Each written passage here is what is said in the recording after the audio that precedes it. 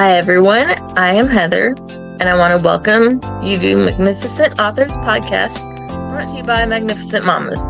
This is the show where we'll celebrate the magic of storytelling and the power of words. I'm your host, Heather, and each week I'll be sitting down with incredible authors from all walks of life to explore their creative journeys, uncover their writing secrets, and delve into worlds they create. Whether you are an aspiring writer, a passionate reader, or simply curious about the minds behind your favorite books, this is the podcast for you. So grab a cozy blanket, pour yourself a cup of tea, and get ready to be inspired by the magnificent authors who join us. Let's dive in. Hi everyone, I am Heather with Magnificent Mamas and Magnificent Authors Podcast. We're joined here today with author Wendy. Is it Haller? Yeah, Haller. Yeah. Haller? Awesome. Well, thank you for joining us today, Wendy, and it's a pleasure to meet you. Nice. Do you want to tell us a little? Do you want to tell us a little about yourself? Yeah, I am a self-published indie author. I've been a writer for, over 30 years, but published author has only been the last 2 years because life and raising my kids and working a full-time job. I was a teacher, preschool special ed teacher for almost 20 years, and now I'm writing in different genres. My main focus I wrote between poetry, children's books, and then women's lit. But mostly recently, my attention and my writing has been going towards the women's contemporary fiction. Okay, yeah. Nice. Is it hard to write in between 3 different genres? Well, it's really what just kind of comes to me. I swear I'm like the most random person in the world. Like that's just how my brain flows. And poetry, my first poetry book that came out was my first book I published, Kiss You Love Goodbye. And that one took me 30 years to write. Oh, wow. Because it's based on my life experiences. It's called a poetic memoir. And I've been working on another poetry book, and that might take another 30 years to write. Oh, my. But poetry is kind of my way that I journal or diary, and that's how I express, whether it's through my own personal experiences or observations of things in the world or whatever. So, yeah. Poetry stands kind of in a different category for me as far as my writing. It's not something I focus so much on. I know there's a lot of poets out there that really take their time, spend weeks, dissecting and reworking their poems. And for me, poetry is my release. Yeah, I feel like there's a lot of people that started off writing with poetry as well. Well, and what's interesting, and so I write children's books, and because I was a teacher for so long, you write what you know. And so my 3 children's books are based on either experiences I've had in the classroom with my students or my own children, or they're just like conversations I've had during parent-teacher conferences with parents that they're like, I don't know what to do to get him away from his tablet, And so I write my children's books really as books for parents to read with their kids to help parents model the behaviors or what they want, like a teachable lesson. We always talk about that in teaching, a teachable moment, a teachable lesson. And so that's what my books are based on, to deal with the different things that children social emotionally might be going through. And then my novels are just a beautiful release for my imagination. So back to the children's book real quick. Are you hoping that children and adults take something away from the books, or just children? No, both. That's awesome, because so many children's books is just geared towards what the children take away. Yeah. So it's awesome that, that the parents and children are reading together, of course, but that the parents are supposed to take something away too. Yeah, absolutely. And my first one, Maggie Malone and Her Imagination, I had started writing that in college in a children's lit class. And I brought it out a couple of years ago and I reworked it and I modernized it, but I also modernized it to where I, as a teacher coming out of COVID, I noticed a lot of my students just didn't know how to, they could use a tablet, they knew how to swipe and stuff, but really using their imagination, especially in my preschool class where we do, play to learn. Like the playing part was, I had a lot of kids just like dumping toys, and that is a stage. Kids, the cause and effect of dumping. And when my students came back out of, I would say out of the pandemic, but they came into a classroom, it was really stepping back and teaching them some of those basic social emotional skills of being in a classroom environment, because these were, we call them COVID babies. They didn't have those skills because they weren't exposed to the world.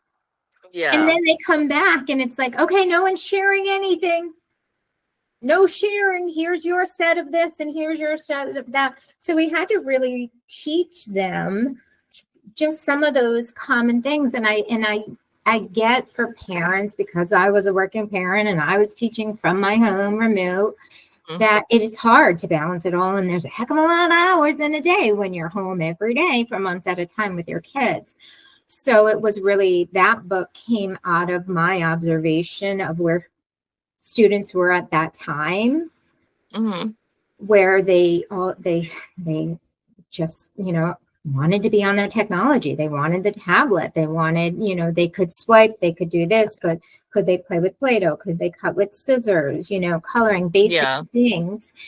And even today, when I do readings, like I'm doing a story time at a local indie bookstore on Friday, and I still get parents that say, oh, it's, I have a 22 and an 18-year-old, and, I've watched them on their phones forever, and the battle with the phones, and then they have it way back to like 2 and 3-year-olds, where it's like the battle with the iPad, or the technology. And there's a balance, because that is their future.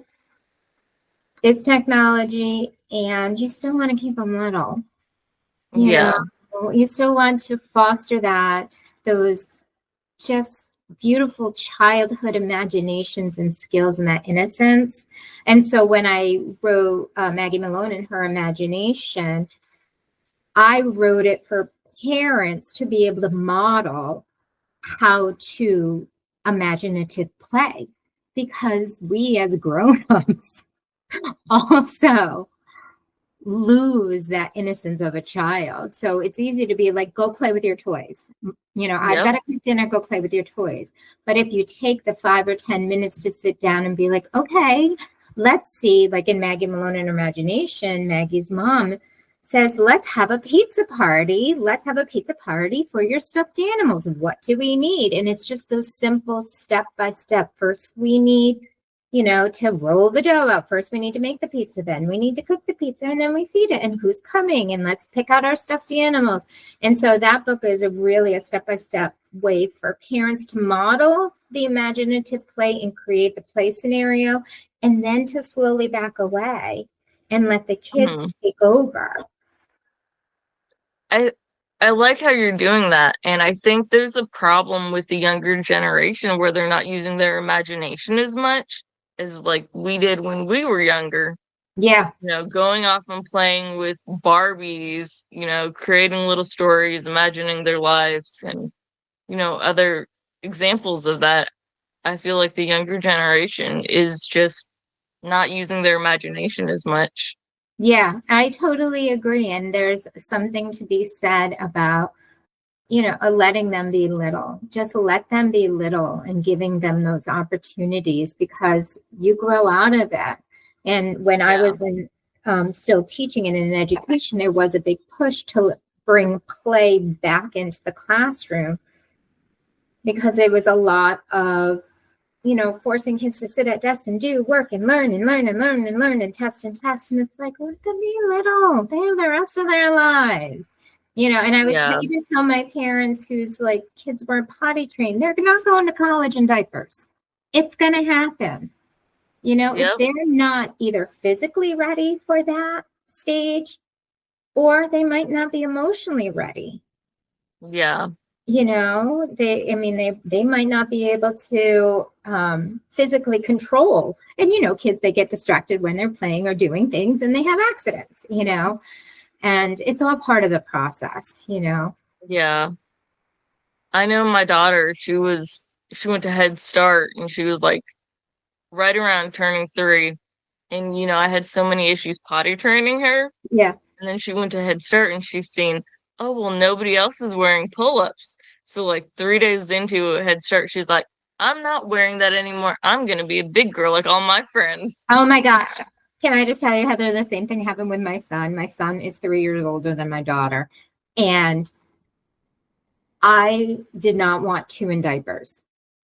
And so after my daughter was born, when he was 3, they were both spring babies. I spent the whole summer trying to potty train him and cleaning up so many messes. First day of preschool, he came home potty trained because all the other kids were doing it and he wanted to too. Oh, yeah. And I'm like, do you know how many Cheerios I threw in the toilet for him to aim at? Like, are you kidding me? And it was just like, they also have to decide. My daughter potty trained herself and then realized it's easier to go in a diaper and regressed. Oh, no. And then, so like, I thought we were there. And then she was like, yeah, you know what I realized, but she was like 2.5, and then she obviously potty trained. And they all go at different ages with the potty training thing as an example. But like my oldest daughter was like 2 or maybe before she was 2. And then my youngest was, 3. Yeah. So it was like, okay. Yeah, well, that was my daughter. She was 2.5 and she wanted to be a big kid and do it too. And then, be like all the other bigger kids, older kids, because she was in a mixed age group preschool. Yeah. And then she realized, oh, that's a lot of work. I could just stand here and be in a diaper instead. And she regressed. And I was like, no, we were a diaper-free home. Wait, what are you doing? But then I realized, you know what? She wasn't ready. And it was just months. And then she was, Yeah. But I think that's the big thing, is that we don't want, in that 0 to, I want to say like 7 to 9 age, even just 0 to 6, there's so much developmental change that happens within a 6-month time. If you compare a 2.5 to a 3-year-old, or a 4.5 to a 5-year, there's just such a huge amount of growth that happens. We even see it as teachers. From when a child leaves in June to when they come back in September, there's so much growth and maturity that happens over those summer months. A kid comes back and they're 3 inches taller and they're talking to you like a big kid, or they lose their little lisp. I remember I had one student that couldn't say butterflies, and she would always say butterblies. And then she came back and said butterflies, and I was so sad. It's like, I want you to lose that. It was so cute. Yeah, they're extraordinary with the way they learn, with changes they go through so fast, and it makes us sad. I know, and it does. Again, I've got 2, adult children, which is weird to say, and but like my second book, being that I taught special ed, I would call it integrated preschool. So it was 60-40, 60 reg ed, 40% special ed. And when you walked in my classroom, unless there was a visible physical disability, you really couldn't tell, because everyone does things at different times. And with my second book, Maggie Malone, I can do it all by myself, which was something my daughter used to always say to me, I can do it all by myself, Mama. She was just sassy. But I remember that age. Yeah. And that I wrote for parents to encourage the independent skills. because I think a lot of parents, especially, as busy as we all are, sometimes it's just easier to put the shoes on, put the jacket on, get them in the car to get out the door and whatever. But then once they're able to do it by themselves, they get this feeling of independence that is Yep. so empowering and builds their confidence in themselves and is so good for their self-esteem. But then it also frees up time for parents. Oh yeah, definitely. And it's just like potty training. It's just that period of time where it's like, okay, I have to sit here and be patient and watch her put her shoes on. And my advice to parents with little ones is let them learn with Velcro. Do not do tie shoes. I can tell you, as long as I was a teacher at preschool, I used to jokingly say to my students, I did not get a master's in education to tie shoes all day. Yeah. So tuck your laces into the side of your shoes. But it's like there's a balance of that skill level as well. It's like, yes, you want them to be little, but then you also want to foster their growth and their independence. I'm not sure how it is with you, and we can get back to the book topic Yeah, here that's in a fine. minute. I'm all good. But like out here, I think it's Head Start that teaches the kids how to tie their shoes. So Yeah. between, like 3 and 5. So when they go to kindergarten, that's a requirement. Yeah. Which is crazy to think about because when I was a kid, I'm pretty sure it was like kindergarten you learned if you didn't know. Well, and not all children have the dexterity in their small fine motor, in their fine motor skills to be able to do it. My son, it took him forever to learn to tie a shoe. And then he learned if I tie my shoe where it's loose enough, I can slide my foot into it, then I don't need to tie it every time. And to this day, he still doesn't tie his shoes tight, so he can just slip in and out of his sneakers. But yeah, I mean, it also depends on their dexterity and whether or not that they can do it. And there is a lot, that they do obviously learn in school by just watching their peers, just getting, that peer interaction. That was great about having the integrated classroom is the kids would learn from each other. Definitely. And that's actually the whole point of my second book is that, Maggie goes to school and sees all her friends able to open their snack containers and put on their own coats and backpacks and stuff all by themselves. And she's like, I want to do it too. Like it didn't even occur to her to not want to do it until she goes to school and she sees all her friends doing these things and she needs to ask for help. And then she wants to do it all by herself. Yeah. And then, of course, in the end, she can. Yeah. Would you say writing a children's book is different than writing the other genres you write in? Yeah, definitely. Like I said, poetry for me is more like a personal journal.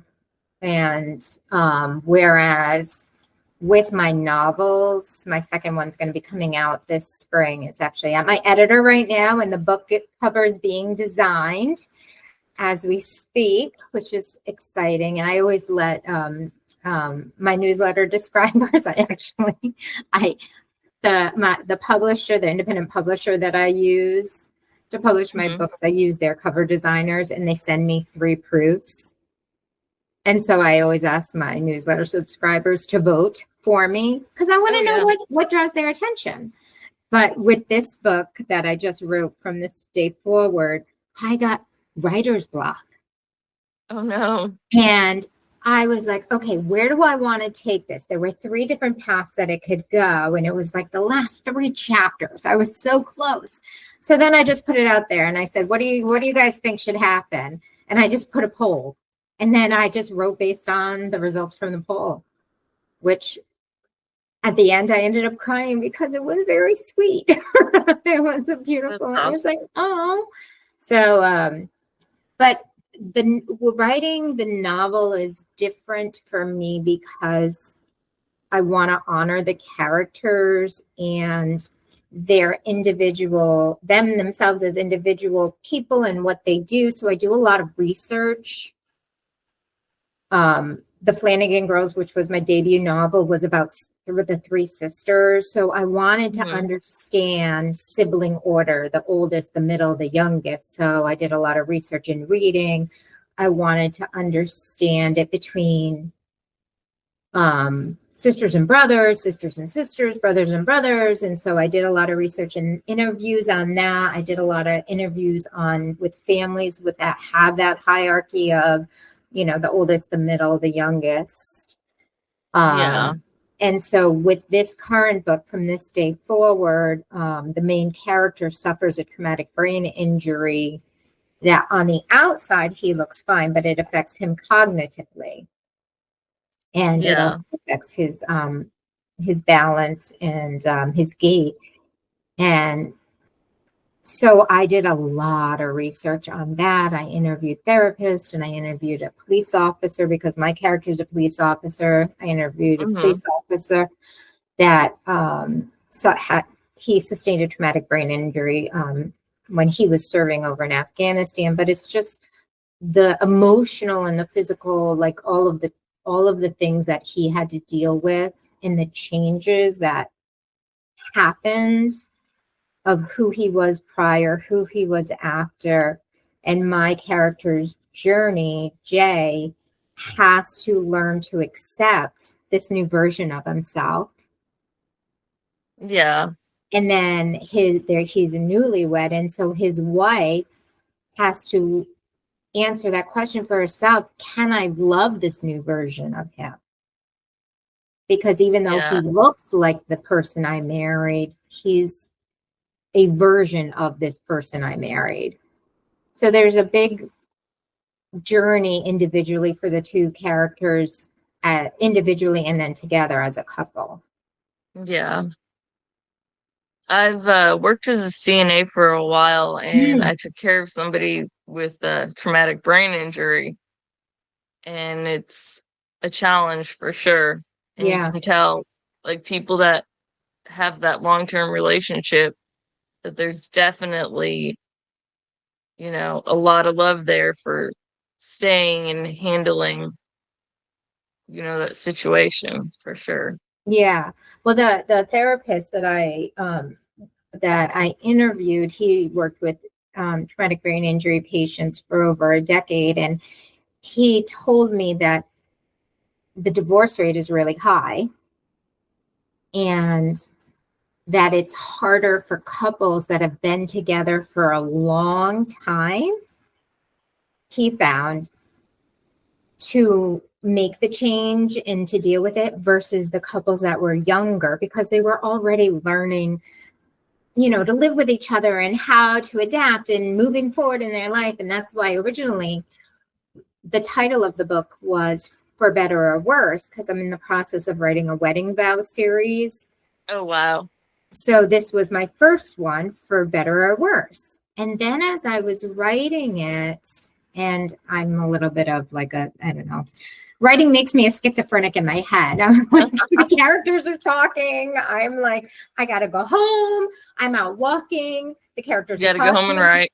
I'm writing in my phone. I wrote most of this book in my notes app while out doing stuff, whether it's in the Oh, car. wow. Yeah, because I was like, they're talking. Okay, But I ended up realizing that For Better or Worse seems so finite. It seems so like such a black or white, this or that. Yeah. And then I'm like, but that's not the journey. And so, and the quote, I guess, or the wording kept coming up in my writing: from this day forward, for better or worse, I give you my heart. And that's what we do, from this Yeah. day forward. When something happens to all of us, whether it's like in your marriage or in life or work or whatever, something happens. And from this day forward, how do we move on from this? How do I move on from this?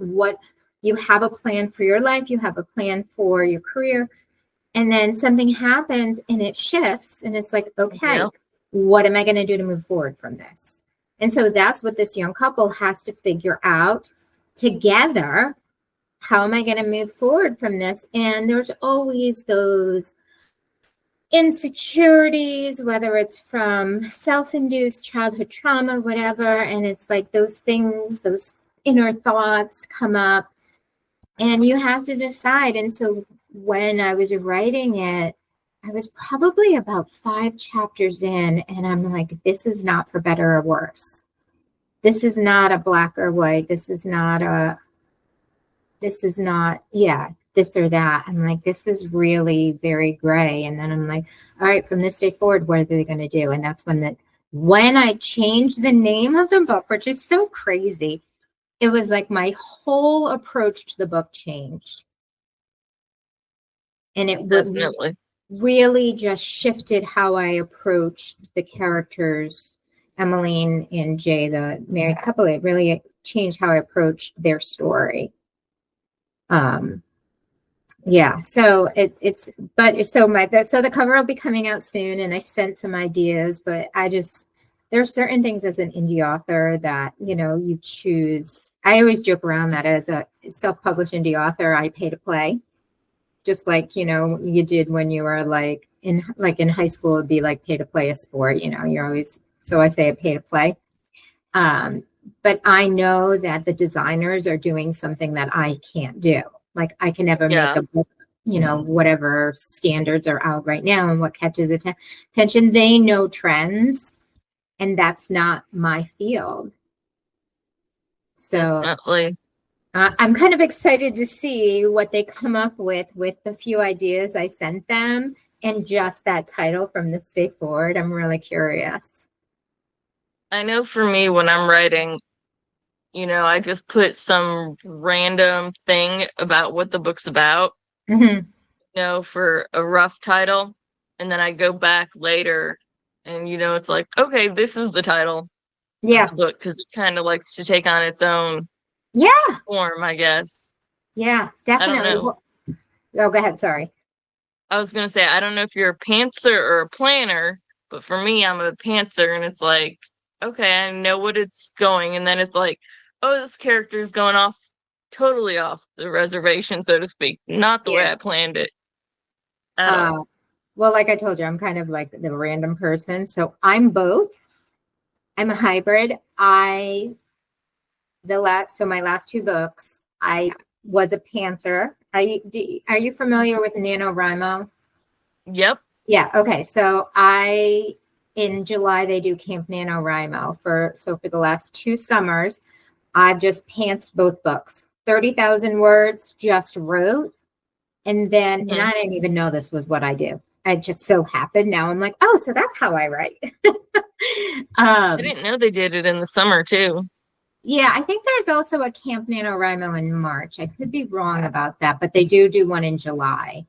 And so for both books, I took that and I just brain dumped 30,000 words both times, kind of randomly that it happened to be both that amount. And then from there, I took what I had and saw how the story was going. And I'm one of those people that I don't write in order all the time. I write the scenes as they come to me. I've done that. I've had a chapter where I knew how it was going, but I have no idea yet where it fits in. So I get that completely. Yeah. And those like pivotal plot points come to you and it's like, okay, let me write those and then I'll do the filler stuff later. Yeah, I totally get that.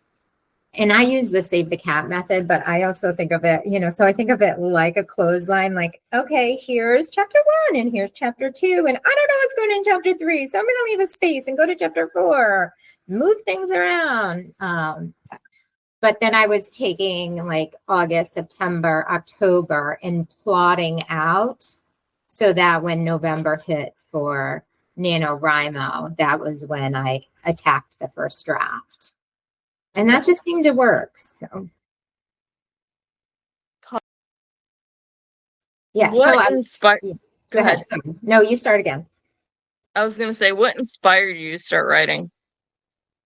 It was, so I've always, especially poetry, I've always written. I ironically was a journalism major.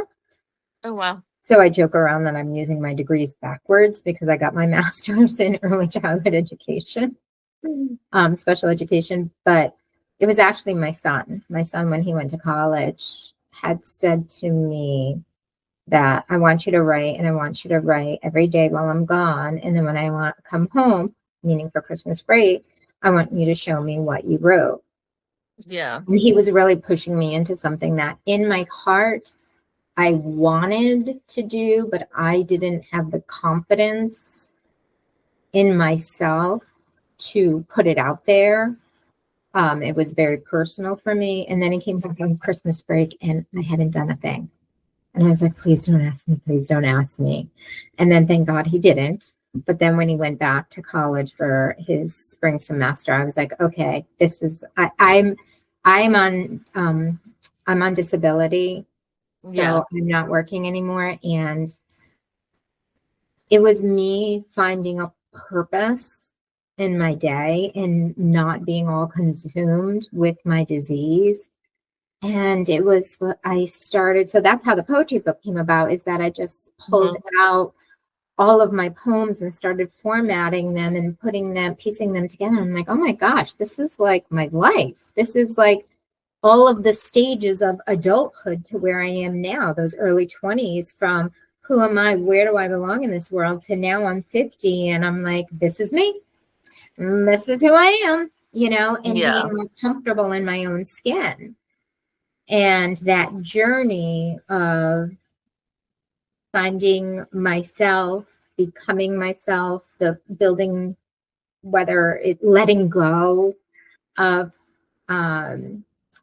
like the things that are ingrained in you that you're taught from your parents, and realizing you can have your own ideas and your own beliefs. And formulating that and figuring out. So there's a lot of that journey in there. And it's funny because the last poem in the book is called I Evolved. And that's all I want to keep doing, is just keep evolving. Yeah, that's important, that we grow and change as humans, Well, and again, yeah, absolutely. And going back to just that title, From This Day Forward, when I was taken out of work, I thought I was going to retire as a teacher. So to find out, like 12 years before I was ready, I could retire, probably could have retired in like 6 years or whatever, but still at the same time, like finding out that like that's not your path. It's like, okay, so here's my shift. And so what am I going to do from this day forward? I could lie in bed and feel sorry for myself. And what is that going to do? Or I could find a new path. And it was so crazy, Heather. It was like once I started writing, it was like the floodgates open and now I can't stop. And I also feel like as much as I always wanted to write and publish and just create stories that readers want to read, I didn't have the confidence in myself to do it. And two, I don't think it was the right time. Like, I think the path that led it to be where it's supposed to be. I get that. I have seizures, and that's why I'm not working as a CNA right now. Mm-hmm. And I totally get the struggle and how that is. And I think writing, it helps get some of those emotions out. Like the ones that need to get out. I think it's definitely a wonderful release. Oh, without a doubt. And it's so funny because after The Flanagan Girls was published and I started doing author talks and going to book clubs and talking to book clubs after they've read the book, people had asked me when I was writing it or after I published it, oh, is this about you? Is there, I'm like, oh, no. It's all imagination. It's all in my head. Da, da, da, da. And then as I'm talking about it, it's like, oh, yeah, no, this is kind of me. Like there was a part of each sister that part of me and each sister from different parts of my life. And you didn't realize it at first, or? Oh my goodness. That's funny. Like, oh yeah, I guess I've kind of had that conversation with my mother-in-law, haven't I? Or, or maybe we've had this, But it's so funny. I was in such denial, I guess, or just not realizing how much of myself I was putting into it. And then from this day forward, my struggle with psoriatic arthritis, it has limited my ability to do a lot of things that I was able to do before. Yeah. And so, ironically,